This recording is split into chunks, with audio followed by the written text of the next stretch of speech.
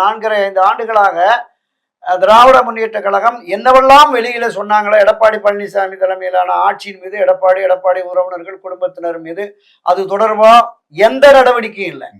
கோடநாடு கொலை கொள்ளை வழக்கில் உண்மை குற்றவாளியை கண்டறிந்து தண்டிப்பேனாரு, எந்த நடவடிக்கையும் இல்லை.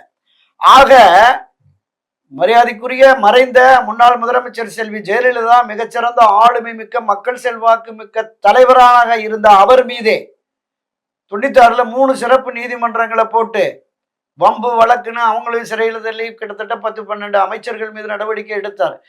அதுல 1% கூட திரு ஸ்டாலின் தலைமையிலான திமுக அரசு எடப்பாடி பழனிசாமி தலைமையிலான அரசின் மீது எடுக்கவில்லையே.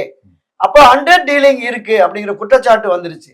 தொடர்ந்து திரு எடப்பாடி ஓபிஎஸ் சேர்க்க மாட்டேன், சசிகலாவை சேர்க்க மாட்டேன் என்று சொல்லுவதனுடைய நோக்கமே இவர்கள் இணைந்தால் அதிமுக ஆட்சி வந்துடும். அப்ப ஸ்டாலின் அதை விரும்ப மாட்டார்.